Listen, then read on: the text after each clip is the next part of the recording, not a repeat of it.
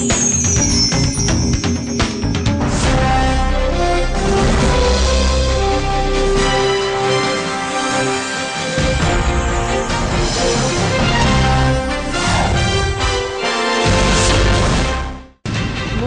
செய்திகள். மு.க. ஸ்டாலின், வீரபாண்டி ஆறுமுகம், திமுக MLA J. Anbazhagan கைது. திருவாரூர், சேலம் பகுதிகளில் திமுக அராஜகம்.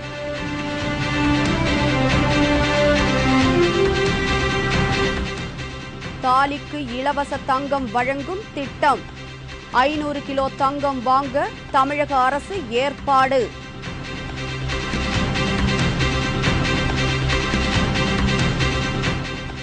பிரதமரை சேர்க்காத லோக்பால் மசோதாவை எதிர்த்து மார்க்சிஸ்ட் கம்யூனிஸ்ட் போராட்டம்.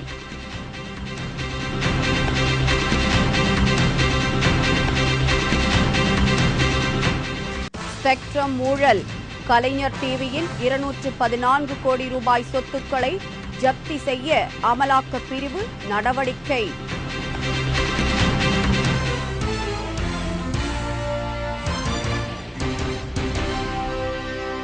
வணக்கம்.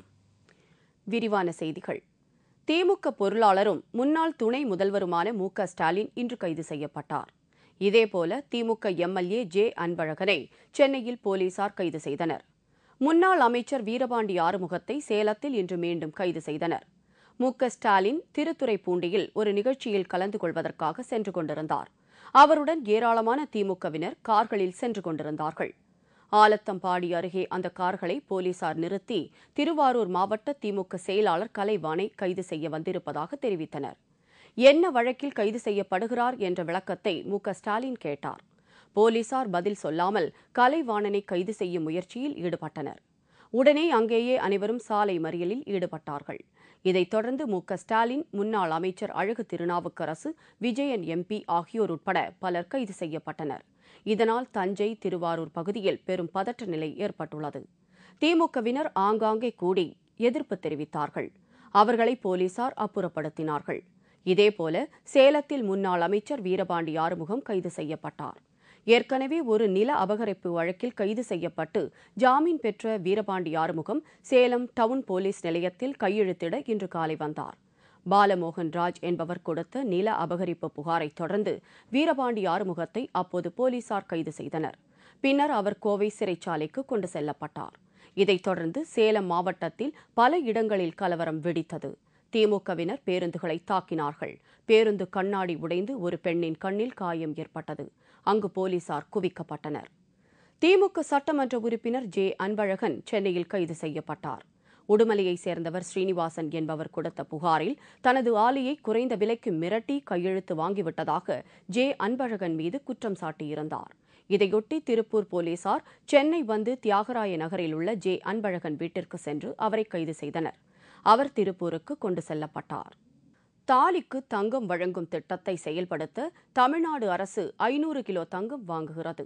அதிமுக ஆட்சிக்கு வந்தால் பெண்கள் தாலி செய்ய 4 கிராம் தங்கம் வழங்கப்படும் என்று தேர்தலின் போது வாக்குறுதி அளிக்கப்பட்டது.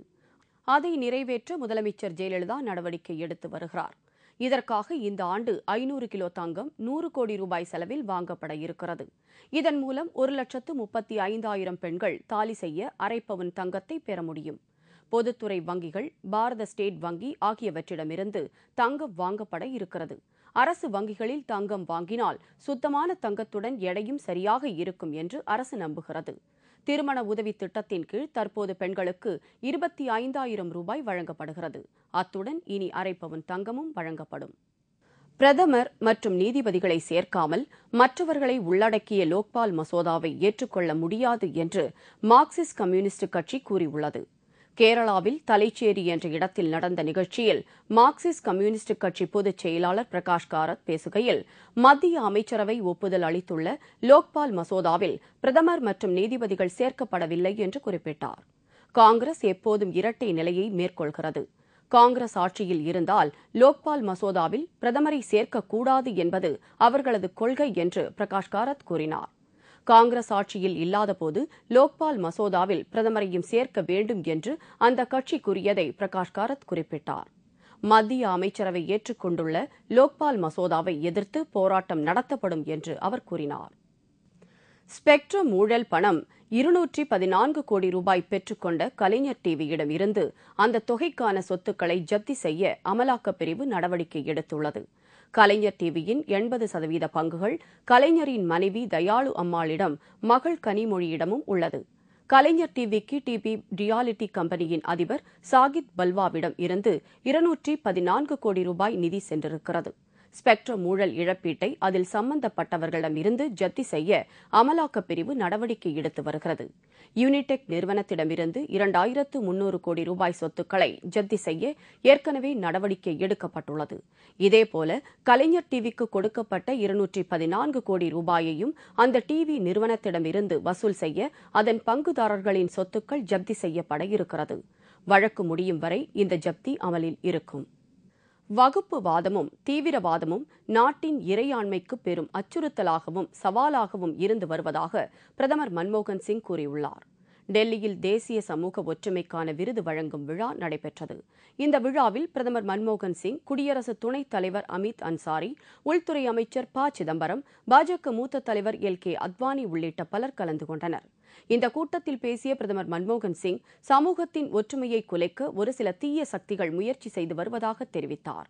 இந்த சவால்களை முறியடிக்கும் வகையில் மிகப்பெரிய விழிப்புணர்வை உருவாக்க வேண்டிய அவசியம் ஏற்பட்டுள்ளதாகவும் அவர் கூறினார். और उग्रवाद हमारी एकता और अखंडता के लिए एक बहुत बड़ी चुनौती बन गए। हमारे समाज के कुछ गुमराह लोग इनको बढ़ावा देते हैं, मगर इस खराब काम से हमारे पूरे समाज और देश की बदनामी होती है। इस चुनौती का सामना करने के लिए हमें मिलकर काम करना होगा। हम सभी को लगातार सावधान और जागरूक होने की जरूरत है. நாட்டில் சகோதரத்துவத்தை உருவாக்குவது முக்கியமான கடமை என்று கூறிய பிரதமர், நாட்டிற்கு மிகப்பெரிய அச்சுறுத்தலாக தீவிரவாதமும் வகுப்புவாதமும் இருந்து வருவதாக அப்போது குறிப்பிட்டார். நில மோசடி புகாரில் சிக்கிய சிக்கிம் உயர்நீதிமன்ற தலைமை நீதிபதி தினகரன் தனது பதவியை ராஜினாமா செய்தார். சிக்கிம் மாநில உயர்நீதிமன்ற தலைமை நீதிபதியாக தமிழகத்தைச் சேர்ந்த நீதிபதி தினகரன் பதவி வகித்து வந்தார். இவர் மீது அதிகாரத்தை பயன்படுத்தி அரசு புறம்போக்கு நிலங்களை ஆக்கிரமித்ததாக புகார் கூறப்பட்டது. நாடாளுமன்ற மாநிலங்களவையில் நீதிபதி தினகரன் மீது கண்டன தீர்மானம் கொண்டுவர உறுப்பினர்கள் முடிவு செய்தனர். இதையடுத்து நீதிபதி தினகரன் மீதான புகார்களை விசாரிக்க 3 நீதிபதிகள் கொண்ட குழுவை மாநிலங்களவைத் தலைவர் அமித் அன்சாரி நியமித்தார். நிலபேர வழக்கு மட்டுமின்றி நீதிபதி தினகரனுக்கு மற்றும் பல குற்றச்சாட்டுகளையும் இந்த விசாரணை குழு சுமத்தியதை அடுத்து உச்சநீதிமன்றத்தில் தினகரன் சார்பில் மனு ஒன்று தாக்கல் செய்யப்பட்டது. இந்த மனுவை விசாரித்த உச்சநீதிமன்றம் நீதிபதி தினகரனுக்கு எதிரான விசாரணை நடத்துவதற்கு இடைக்கால தடை விதித்தது.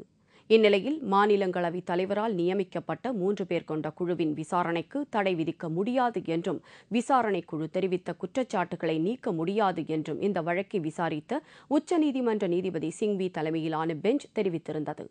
இந்த உத்தரவை அடுத்து நீதிபதி தினகரன் மீதான விசாரணை மீண்டும் தொடங்க இருந்த நிலையில் நீதிபதி தினகரன் தனது பதவியை ராஜினாமா செய்துள்ளார்.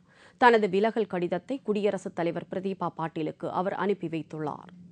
தமிழக மீனவர்கள் மீது இலங்கை கடற்படையினர் நடத்தி வரும் தாக்குதல்கள் அதிகரித்து வருவதால் மீனவர்களிடையே பதற்றம் எழுந்துள்ளது.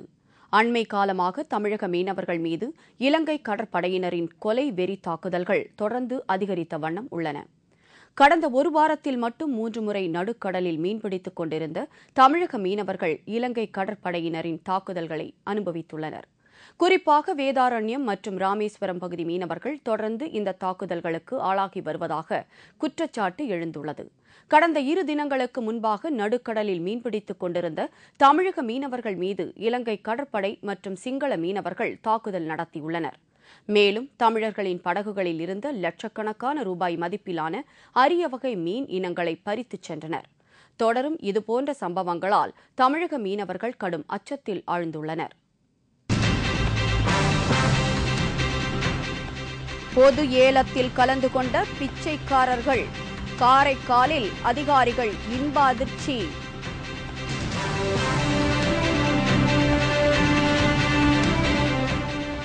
திருப்பதியில் பக்தர்களுக்கு சணல் பையில் லட்டுக்கள், சுற்றுப்புற சூழலை பாதுகாக்க நடவடிக்கை மற்றும் பல செய்திகள் விளம்பர இடைவேளைக்கு பிறகு.